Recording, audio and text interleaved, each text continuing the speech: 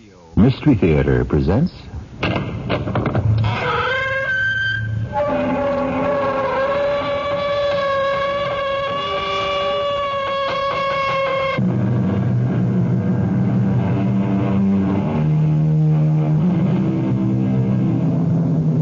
Come in.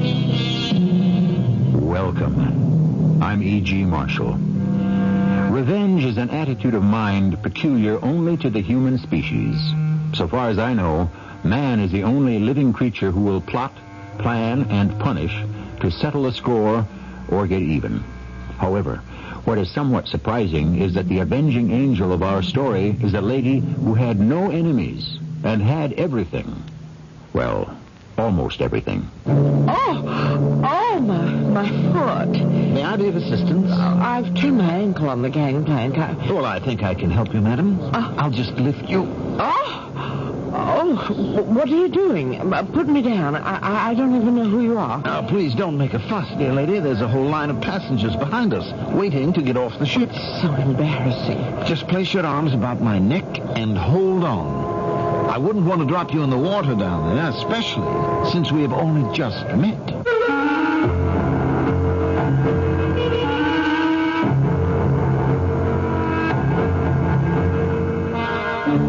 Our mystery drama, Henrietta's Revenge, was written especially for the Mystery Theater by James Agate, Jr. and stars Patricia Elliott.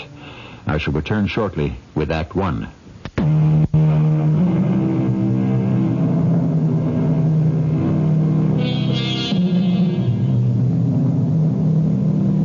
There are two fascinating characters who go to make up our story of the shady, dark, and sinister.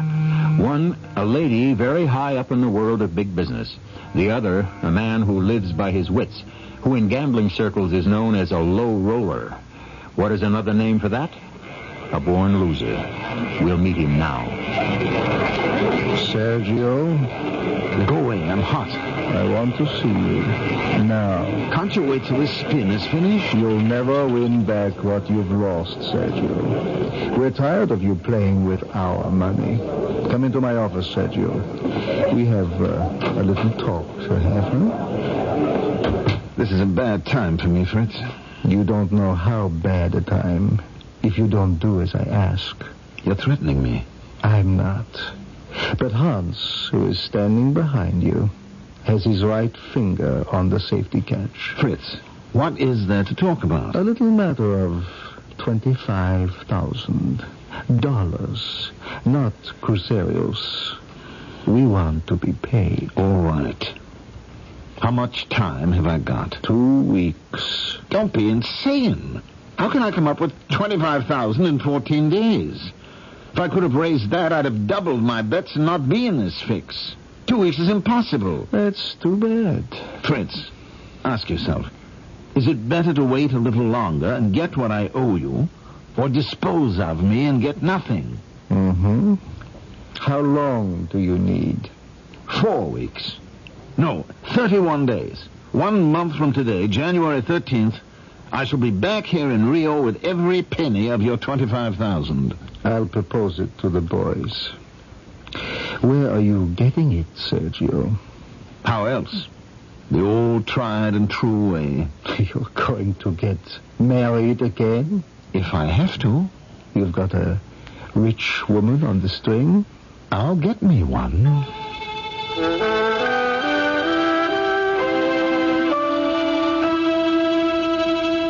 Mr. Hayward, I hope I'm not late. No, Miss Tufts hasn't arrived yet. You're from the Savannah Tribune, right? Yes, that's right. I hear Miss Tufts is quite a gal. Well, I told your editor on the phone yesterday I can't guarantee she'll give you an interview. You are Tom Hayward. You're her personal secretary? Hayward. Hayward. Right. Do you find it awkward working for a woman? No, not in my case. We get along very well. So you wouldn't be against it? Well, it depends. On the bio I dug up, let's see, Henrietta Tufts was top honor student all the way through business college right here in Savannah. At 24, she took over her dad's gas station, and in 2 years parlayed that into a string of garages from Georgia to Alabama. At 26, overseas manager for Planet Airways. And at 28, she joined us here at U.S. Motors. And today, Miss Tufts is executive assistant to Carl Eaton, the president. Morning, Tom. Oh, good morning, Miss Tufts. There's a reporter here from the Savannah Trib who would like to interview you. Well, tell her she picked a bad day. I'll be available the week of January 5th. Come into my office, Tom. I want to see you. Hey, did she say January 5th? Yeah, that's what she said. Well, I'd like to know why then. You'll be here. That's all you have to know. Tom, we have a pileup of work today. What's with January 5th? That's when I come back from the cruise. Well, you booked it. You ought to know. Who sent this box of flowers? I don't believe it. Yellow roses. I'll see if I can locate a vase. Oh, you stay right here. There are 10 girls out there who can come up with 10 vases if I tell them to. Aren't you curious who sent this box of long-stem yellow roses? I think I know where I can find a tall vase. Tom, I said stay. Oh, no card. Don't you hate that? Darn it. Now I don't know who to thank. Happy birthday, Henrietta. Tom, you did. Well, it was Jill's idea. To send me roses today? What a sweet thought. You got yourself some fiancé there, Tom. Jill Kramer. Detective. Sounds good. When's she getting a badge? Detectives don't wear badges. You know what I mean. When? Well, as soon as she takes the exam. Now, remind me to send her something. So, she'll be a police detective. And then what? Well, hopefully we'll marry. Oh, Tom. I envy you. I wouldn't say this to anyone else in the world. In the past year, you've handled so many confidential matters that we both know it isn't just a boss-secretary relationship. I'm jealous of you. I really am. Henrietta, there must be thousands of women who'd give anything to be at that desk. And who knows where it'll lead. For you, U.S. Motors might be a small step to the U.S. Senate. Don't cheer me up. I don't like it. Today I woke up. Another birthday. Darn it. I felt so sorry for myself. Boss, why do you make such a production out of it? It happens to be the big 4. 4-0. That's what bothers me the most. What? Being 40 years old? Don't slough it off like that. It's half a lifetime. Besides, I don't know how to say this exactly, but, well, being a bachelor, I'm living half a life. That's the truth, Tom. Henrietta, don't say any more or we'll both be embarrassed. I used to think I'd never find anyone to share my life with. I'm 35. I had to wait 10 years till Jill came along. If I hadn't been sinking off Belle Isle, I might never have met her. You never told me that. Yeah, I grounded myself on a rock, and here comes a police patrol boat, and who should be in charge but a policewoman? A girl. It was Jill. I was so embarrassed. You get so doggone lonely. Round 4, saved by the bell. Miss Tuft's office. Tom, is Henrietta there? Yes, sir. Right here. At the big boss himself. I'll be at my desk.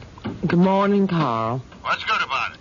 You seen the balance sheets? Carl, if you're testing my reflexes today, forget it. Mark down I failed the question. Okay, what's good about this morning? All right, Henrietta, just relax. Now, I've got a more important question to discuss with you. Rebates. Not a bad idea at all. Might move our Z models. How much were you thinking of? Well, say $300 per car. That ought to get those wheels rolling. Can you come over and we'll bat it around? I'll see you in 10 minutes, Carl.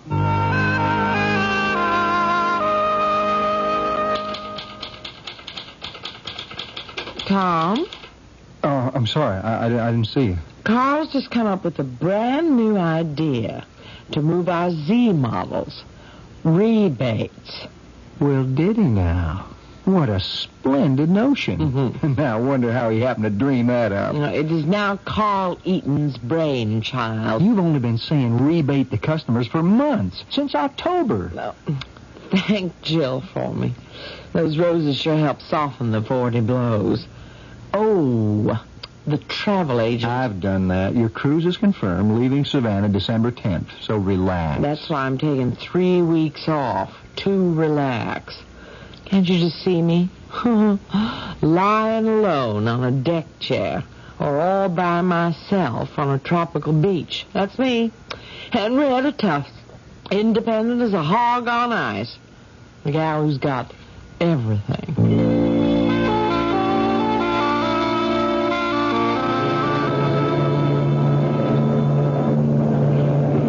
Passengers disembarking for St. Martin will please gather at the gangplank on the boat deck. Passengers disembarking will please leave from the boat deck. One at a time, please. Hold on to the gangplank railing. Plenty of time for everyone to enjoy themselves. Oh, my foot. It's caught. May I be of assistance? I think I've turned my ankle.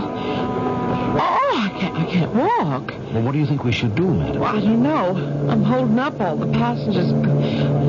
Please, what are you doing? Now, you just relax and don't be afraid. The Commodore will carry you. Oh, that's all everybody tells me. Relax. Put me down. I'll be happy to carry you the rest of the way to the dock. Put me down, sir. Now, don't make a fuss. There's a line of people behind us waiting to get off. Now, here, place your arms around my neck and hold on.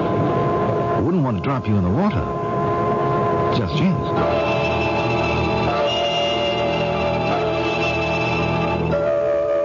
There now. Doesn't that feel better? Oh, I feel so stupid. Sitting here outside a waterfront cafe with my foot on a chair. You know, I don't think it's too badly twisted. But little ice and swelling will go down more quickly. Garçon, would you bring us some champagne, also a napkin and some cracked ice? Permit me to introduce myself. Sergio Barisi. I'm on the same cruise with you. And I am Henrietta Tufts. I'm certainly glad you were standing behind on the gangplank. I don't know what I would have done. It was meant to be, madam. Now, you don't have to call me madam. I'm not married. Mademoiselle. The Commodore understands. You are not married at present. Who is this Commodore you keep talking about? The Commodore? He is me. I am the Commodore. Of a ship? Oh, of many ships, my dear. A fleet of oil tankers, but that is only bread and butter. Actually, I'm Commodore only of my yacht and a few sailboats which I race in Bermuda and Sydney and Newport. A little sport, nothing. Merci, garçon. Now, you shall see, Mademoiselle Henrietta, the Commodore is also a doctor. Take a handful of ice, place it in the napkin.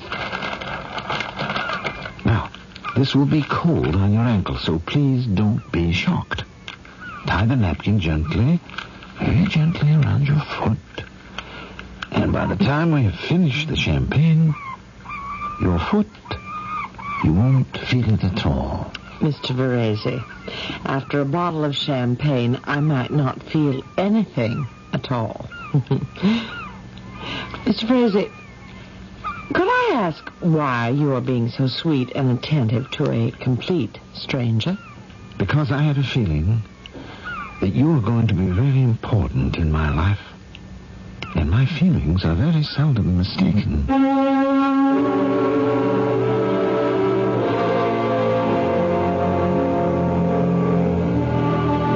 Of course, Henrietta Tufts is going to be important in the life of Sergio Varese. He can tell by the way she is dressed that this is no poor girl out for the one cruise adventure of her life. And Sergio is an expert in spotting those who the confidence gamesters call a mark. And he can do it more quickly than any other golden fleecer. I shall return shortly with Act 2.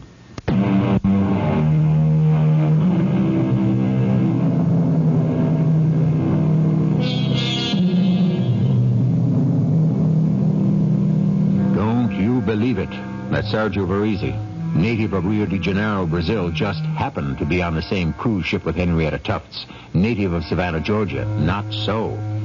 Henrietta was on vacation. Sergio was on the make. He had exactly 31 days to make $25,000 materialize before his creditors dematerialized him. Speed, therefore, was essential. Darling? Sergio? Penny for your thoughts. Oh, nothing, Henrietta, sweetheart. The Commodore was just sadly looking over the railing into the fog and thanking heaven that we met, and thinking that tomorrow Does it have to be all over, Sergio? What can the Commodore do in America? My shipbuilding, my oil interests are all in Latin America. You could do all that from Savannah. I'll tell you, darling, what I was thinking. There's no reason why my company, U.S. Motors, couldn't become interested in some phase of your shipbuilding. Or oil tankers. There could be a merger there somehow, if you wanted it. I'd welcome whatever could be done so that I wouldn't lose you now that I've just found you. Hold me closer, Sergio. Oh, that foghorn is a frightening sound. It's always fog in January on your American coast. Oh, we had beautiful times on the islands together, didn't we? You know we did, darling. I don't know why that sound makes me shiver so. Oh, it's as if it's trying to tell me something. My dearest girl, I wish that nothing would frighten you ever again. Will you always be there to make sure it doesn't, Sergio? What is it you're asking me? How is that possible? I think everything is possible. Oh, friendship, yes, up to a point. And it wouldn't be hard to say goodbye. Well, then, why say it? What else can the Commodore say but that? Are you sure that's what he wants to say? No. Why don't you say what's in your heart? I suppose because the Commodore has won so many cup races, does not wish to lose, does not wish to be rejected. What makes you think I'd reject you? Oh, many reasons. We come from different cultures. Well, that's nonsense. Sergio. Yes. Will you marry me? What did you say? I said, will you marry me? Will you become my husband? You're asking me that question? That's what I wanted to ask you. You were too slow. I couldn't wait. Oh, my darling. I didn't hear you say yes. Are you rejecting me? Of course not. You're making the Commodore the happiest man in the world. Now, come in, Henrietta, come in.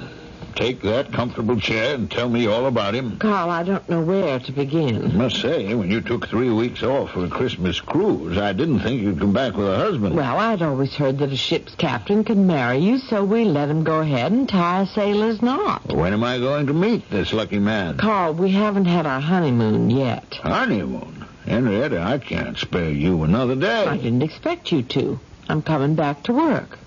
You see, Sergio and we thought... Is that his name? Sergio? Yes. He's not going back to Rio just now. I persuaded him to move in with me till we decide where we're going to live. You're Brazilian, and this husband of yours, hmm? And from a very wealthy and distinguished family. I want you to meet one day. He has a fleet of oil tankers, and maybe that's something U.S. Motors ought to be thinking about. So, my little Henrietta's married. Well, I view all that with mixed emotions. I dread to think we're losing a policymaker for a diaper changer. Oh, not for some time, Carl. Don't you worry. And, you're sure about this fellow, are you? What do you mean? Well, I mean, someone you met on a cruise. I mean, you don't know his people. Carl, how old am I? He's moved in with you now. It doesn't sound like a rich Brazilian to me, not the ones that I've met. What's his last name? Now, you're not going to put in a call to our Brazilian distributor and check him out, are you? Me? Call Rafael? Why would I do that? What is Sergio's last name? Varese. Okay. Sergio Varese. And if you really want to know, you suspicious old coot, he never has to do another day's work in his life if he doesn't want to. Oh, no? No. He has income from his businesses and investments, which are handled by his Rio bank, and it's a healthy 6 figures. All right. As long as you're satisfied, we're satisfied. But I must tell you, it was somewhat of a strain for me those 3 weeks you were on your cruise. It's nice to be missed. You know, your secretary, Tom Hayward, did an okay job. Better than okay. I knew he would. One day, you'll be picking him out of the ranks. He was first class on follow-ups. And to get this rebate promotional out to all the dealers wasn't easy. Tom's not going to be a secretary all his life. Oh, you know he's engaged to a lady cop, studying to be a detective. I know that marriage is very important to you these days, but if you don't mind, let's put a little thought into selling cars, okay?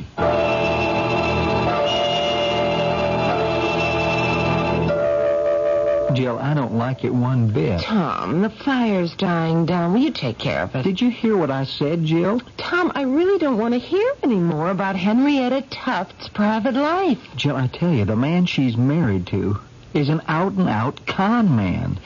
Do you expect me to believe that a woman with all that executive savvy has been snowed by some Latin gigolo?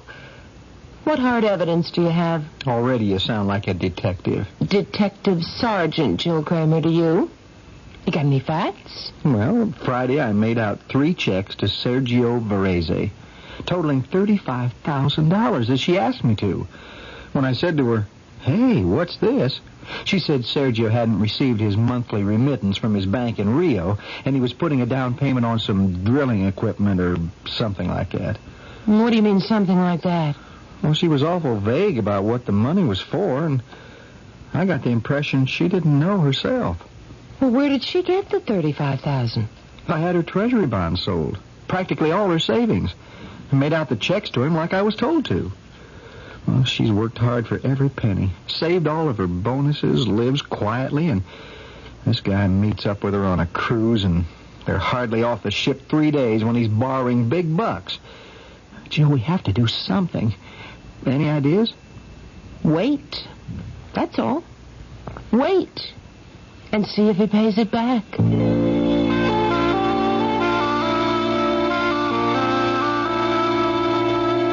Sweetheart, I hate to do this with every fiber of my being, but I just got a cable today, and they tell me that $35,000 isn't enough. They want 20 more. But I'm not going to ask you to do anything. I'm a valued customer of Texas Tool and Die, and for years they've been supplying us with rigs. If they can't accept what I've sent them, then the deal is off. You throw up the whole venture because they want a little more money as down payment on oil drilling equipment? It isn't the money, darling. It's the principle of the thing. I will not be held up by these crooks. I've written my brother and my father and mother. I've told them I'm not so sure that I care to remain here in a country where this is the type of treatment you receive. What do you mean, Sergio? You'd go back to Rio? What about me? What about us? Well, you'd leave America and come with me, of course. I would. Well, it's foolish pride, I know that. 20,000 they want more. I mean, what's 20,000? A drop in the bucket. The Commodore laughs at such things. It's the principle of it, Henrietta. Sergio, I won't have it. I've been having some conversations with the president of my company, and, well, frankly, I think there could be a future. Your company and U.S. Motors together. Besides, I have to stay here. What would I do without you? My love, what did you do without me before? I don't know. I can't even think. Look, I'll get that money for you. Now, don't you say a word. It's my contribution to our marriage. Anyway, by the end of the month, your bank will be sending you how much? 75, conservatively speaking. So there, what do I risk? I can easily get another 20 through the firm. They know I'm good for it. That easily? Really? For an emergency? Oh, well, you may not realize it, my love, but your little American wife is worth quite a lot to U.S. Motors.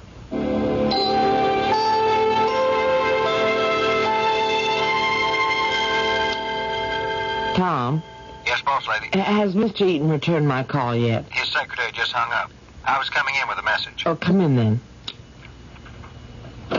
I got a call from Rosemary, and she said Mr. Eaton was a little under the weather and wouldn't be coming in until Monday. Oh, that's bad luck. Was there anything I can do for you? Oh, I'm afraid not. In this particular instance, only Carl himself can help me. Well, if it's something for immediate decision, what about the chairman of the board? I can reach him. He's in Detroit all this week. No, that won't do. Get me my husband on the phone, will you? Yeah, I'll put it through from my desk.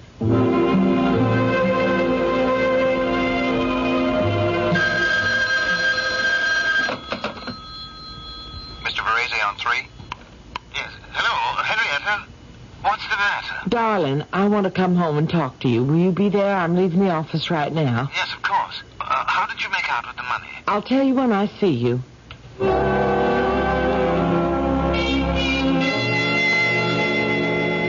Now, darling, Look, don't be angry, and try not to be disappointed. My boss, Mr. Eaton, is sick. He won't be back in the office before Monday. I need his approval before I can apply for a loan. Now, can it wait until Monday? Let's forget it, shall we? Everything. Cancel the order for the drilling rigs. I'm not having you put to such trouble waiting on this man for permission to borrow money. It's demeaning. And I can't allow my wife to do it, and that's final. Well, I can't do that. Do you? Look, I know, but I will get to the chairman of the board. By Friday, you will have everything, the whole $35,000 you wanted. Don't you understand? Sergio, darling, I love you, and I don't want you to be unhappy.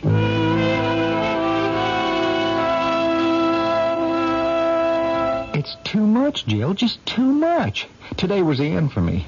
She got the chairman of the board to authorize a $35,000 loan against next year's salary and bonuses. Well, I thought she already gave her husband $35,000. She did, out of her savings. He said 70 altogether. I made out the checks, 3 last time and 2 this time, 1 for 15, 1 for 20.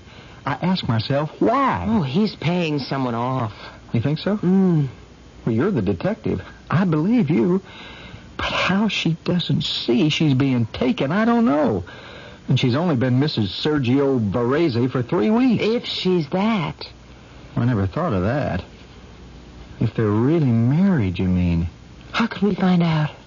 Well, we have a distributor in Rio called Rafael. Look, I'll give him a call, first on company business, and then ask him to check into this Sergio character. Jill, I never thought I'd ever do anything behind Henrietta's back, but somebody's got to protect her.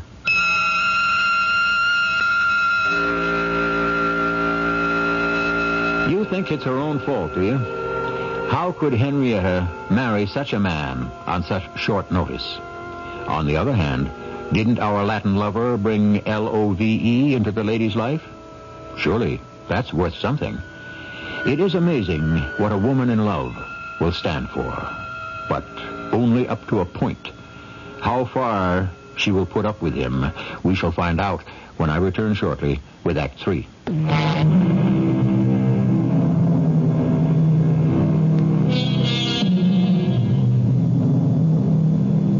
As I stand here in the wings of our Mystery Theater, I remember something Will Shakespeare said of a heroine of his.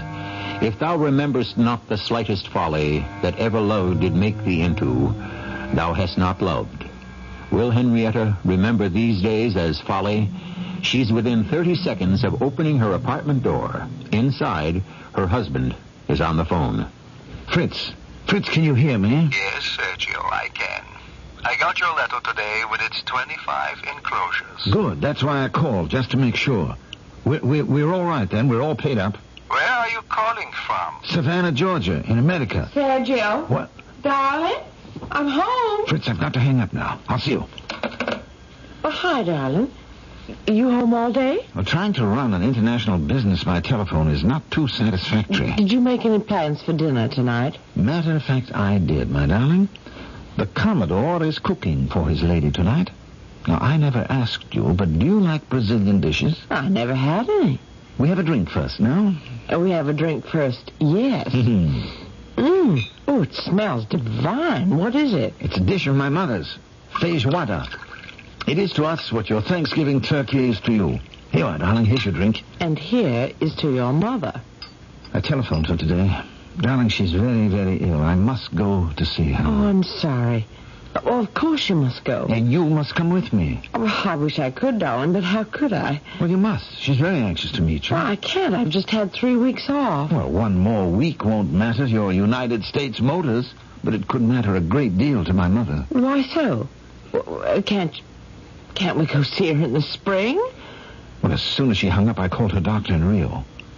He told me it was touch and go. What's wrong with her? Oh, many things.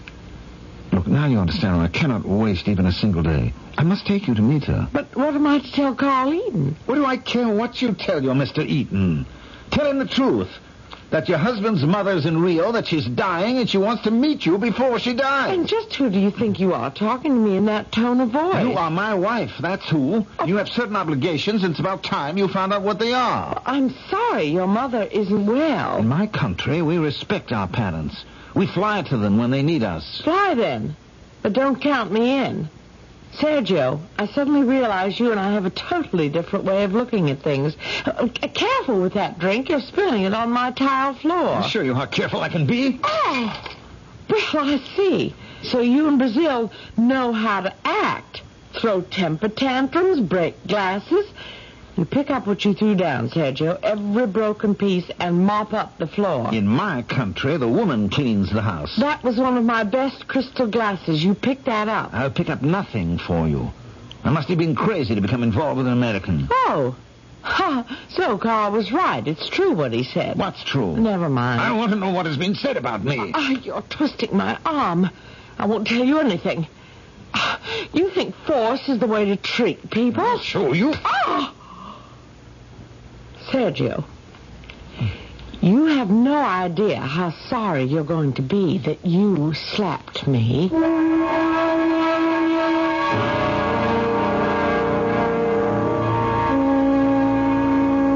What do you mean, Tom, that Henrietta just up and left for Rio? Mr. Eaton, I'm trying to explain. I talked to her husband. He said his mother was very ill, and they decided to go to Rio and see her. But Henrietta just took 3 weeks off. Now, why didn't she call me and say something? It's just not like her. I've been worried for days, Mr. Eaton. So I called Mr. Raphael in Rio. I asked him to check Varese out. I was just bringing you his cable. Yeah, I see that. Confirmation. There is a Mr. and Mrs. Sergio Varese listed in the Rio directory. Raphael. Well, is that him and a wife? Or his mother and father? Well, just what I was wondering. Well, Tom, tell you what I want you to do. I want you to follow up on this any way you can. Don't care what you do, how you split your time between investigating and work here or whatever it costs. Well, my fiancée is with the police department. I know that. I mean, since Henrietta's married, she's just not the same girl. It's too valuable to the corporation for us not to keep track of her.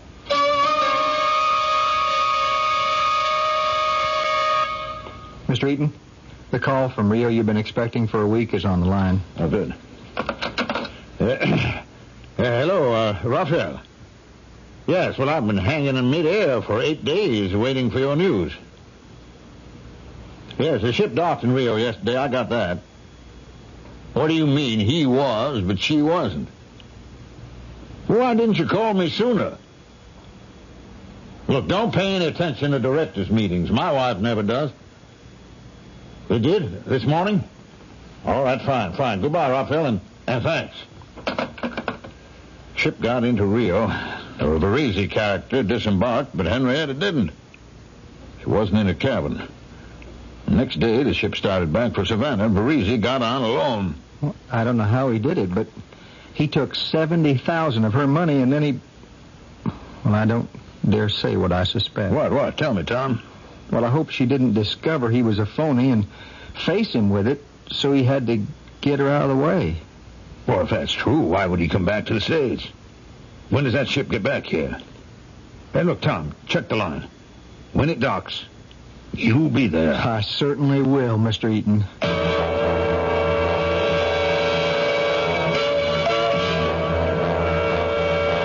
Come in, you two.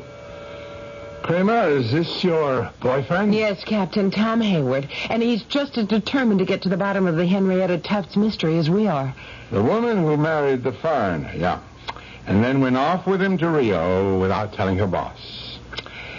Well, she's hardly a missing person, Kramer. Now, what'd you want to see me about? Well, the ship got in yesterday morning, but it docked 2 hours before schedule. And when Tom and I got there... no Henrietta. And no Sergio Varese either. Captain, I'd like to request permission to examine the cabin they were booked on. Well, I don't see why not. And I'd like to go back to the apartment Henrietta shared with her husband and search further. If you can get a warrant from a judge, fine. Otherwise, I don't know anything about it. You didn't ask me. Kramer, the more practical experience you can get before they make you a detective, the better. Keep the department posted. Yes, sir.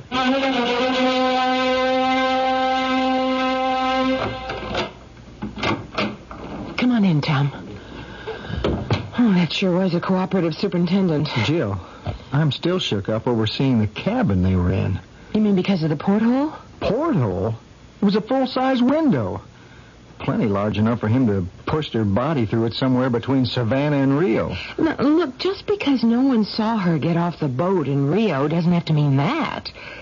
All the people we talked to, the crew, stewards, they don't remember seeing him getting on or off either. Come on, let's have another look at the bedroom. Well, looks pretty much the same to me as it did before.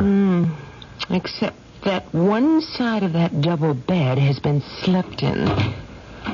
Henrietta. Shh. It's him. Sergio Varese.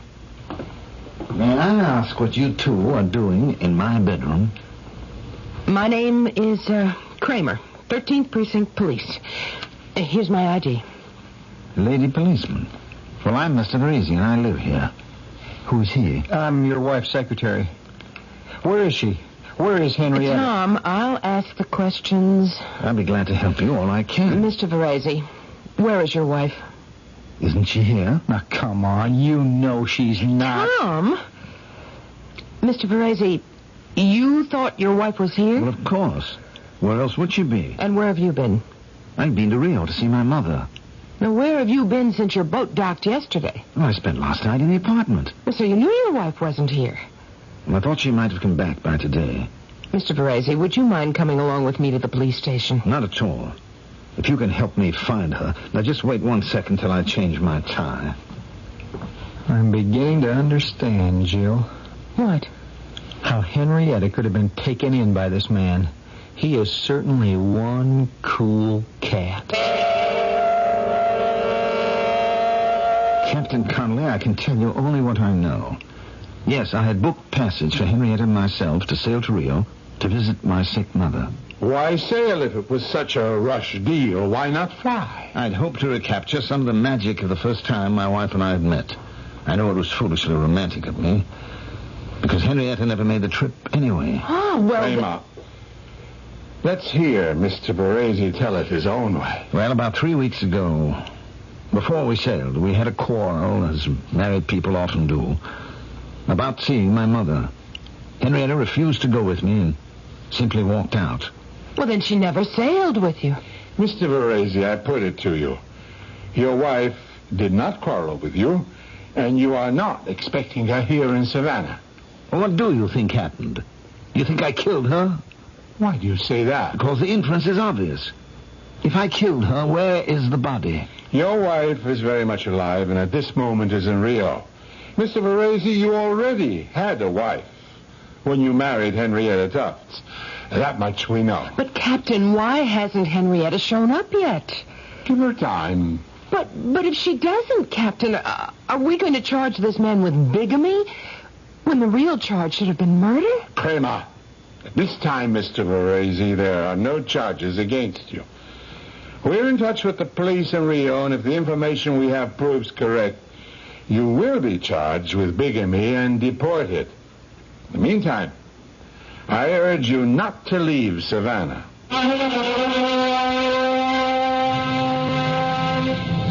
You know, Jill, I used to come down to this airport a lot for the company, picking up VIPs, seeing Henrietta off on her business trips, but I never felt as rotten as I do now. Oh, Tom, I can see one of the marshals from here walking back from the plane. The other one's riding with Varese, and we'll turn him over to the police in Rio. He's gotten away with murder. That's what it is, pure and simple. Oh, you have to understand how the law works, Tom. There was no body, no evidence of foul play, just our suspicions. All we know is that Varese has a wife in Rio. I think we better head back to town. Captain Connolly will be asking for my report. Jill, honey, if you don't mind, I'll hang around the airport for a little longer. I used to go to the VIP bar with Henrietta for her last-minute instructions and a drink. I feel like having one now. Sure, Tom, I can understand. I'll see you tonight.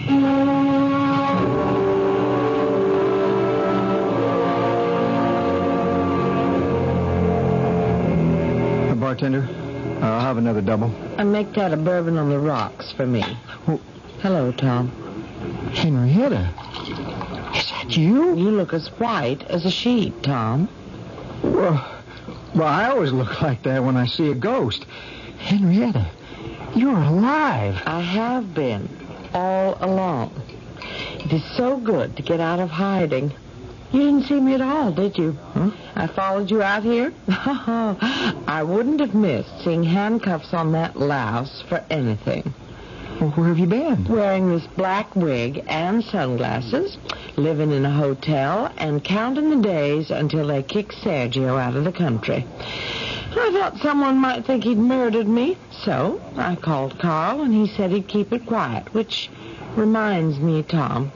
Carl is waiting for the news. Let's get over there. Henrietta, you're a sight for sore eyes. I'm sorry I couldn't see you right away, but a call just came in from Rafael in Rio. And what did he say? Well, he was at the airport when the marshals unloaded the man you thought you were married to. I tell you, that Sergio character is in big trouble. Seems he mailed $25,000 to pay off a gambling debt. The Brazilian customs checked it, resealed the envelope, and then picked up the addressee, big-time gambler who thought he'd been set up. He gave their cops a list of Sergio's wives as long as your arm, including his legal wife. Then, when he landed, they found the rest of the $70,000 he took from you, checked the numbers we sent them, got him on bigamy, theft, smuggling currency. Got to be 10 to 20, Raphael says. Oh, yeah, come in, Tom.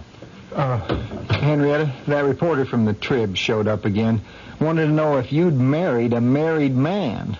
Well, I told her there wasn't an ounce of truth in it, and that she'd just done herself out of an interview. What did I tell you, Carl? Didn't I say Tom Hayward was going places in this company?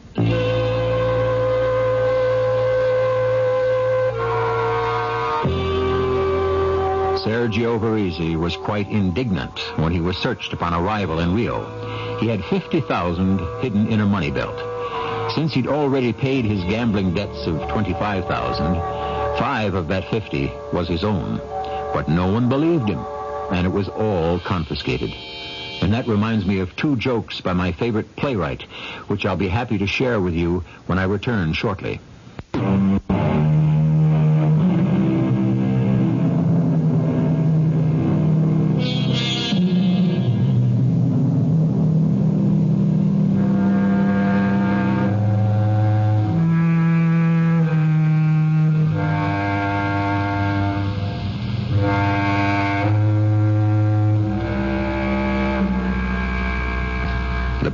Who often wrote about swindlers and the swindled was William Congreve. In fact, he could have conceived the plot just unfolded. Certainly the characters. Women, he said, are like tricks by sleight of hand, which to admire we should not understand. Would that be Henrietta?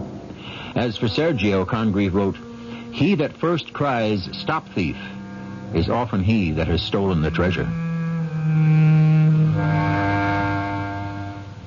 Our cast included Patricia Elliott, Joyce Gordon, Bob Caliban, and Mandel Kramer. The entire production was under the direction of Himan Brown.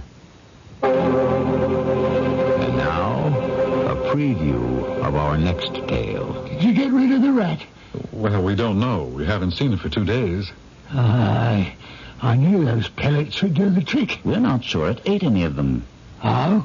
It kept pushing them down at us from its nests. Up there. You don't believe me? I believe anything that might happen in this house. So that's him. Staring down from the wall. The old hanging judge himself, eh? That's him. Evil as evil can be, he is. You can tell it to look at him. Curious you should put it that way. What way? You said, he is, not he was. Of course he is. You won't believe his spirit's here ringing that bell, but we know it.